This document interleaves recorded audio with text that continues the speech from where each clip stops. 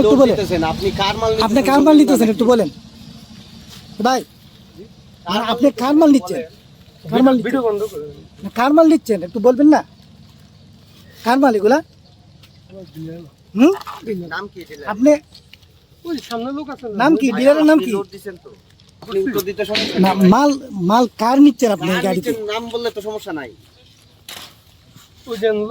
আপনি চিনেন না আপনি কার মাল নিচ্ছেন এগুলা? আপনি বলবেন বড় গাড়ি একটা আছে না, আপনি কার মাল আপনি তো নিচ্ছেন? এখন লোড দিছেন, লোড তো এই গাড়ি আপনার নেই, গাড়ি আমার। তাহলে কার মাল নিচ্ছেন? ওই গাড়ির সাথে আসছে, আপনি জিজ্ঞেস করেন যে আপনি চিনেন না কার মাল নিচ্ছেন? যখন ডেলিভারি দিতে দিতে অনেক সময় রাত হয়ে যায় আর কি। সিজন টাইমে তো 10টা 11টা সময় অনেক সময় ডেলিভারি দিতে হয়, যখন ই হয় ডেলিভারি চাপ থাকে আর কি, তখন রাতেও ডেলিভারি দেওয়া হয় আর কি, সিজন টাইমে আর কি। আর এটা হচ্ছে উনি ওই করিম সাহেব, উনি মাল কাটছিলেন কিন্তু মাল নিতে পারে নাই। উনি বলছে যে বন্যা বৃষ্টি এই কারণে নিতে পারে নাই, এই কারণে পরে নিছে আর কি।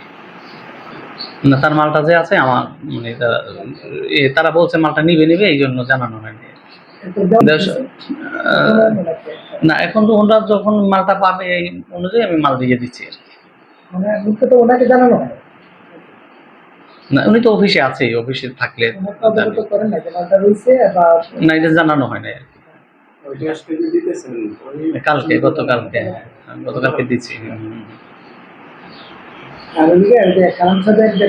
মালটা উনি নিবে, উনি আজকে অথবা কালকে 2 দিনের মধ্যেই নিয়ে নেবে মালটা বলছে।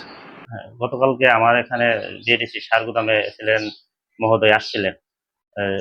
উনি যেভাবে নির্দেশনা দিয়ে গেছেন ওই নির্দেশনা অনুযায়ী আমি এখানে উনি 127 বস্তা সার অতিরিক্ত পাইছেন এবং সরবরাহ হয় নাই। গত মাসে সরবরাহকৃত দেওয়ার কথা, কিন্তু গুদাম রক্ষক এটা আমাকে অবগত করে নাই।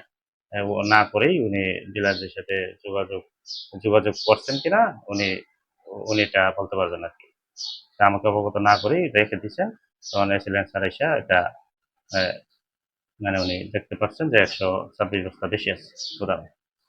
উনি নির্দেশনা দিচ্ছেন আমার ঊর্ধ্বতন কর্তৃপক্ষ মৌখিক এবং লিখিত আকারে জানানোর জন্য। আমি মৌখিক জানিয়েছি আমার ঊর্ধ্বতন কর্তৃপক্ষকে, আমি লিখিত জানিয়ে দেব।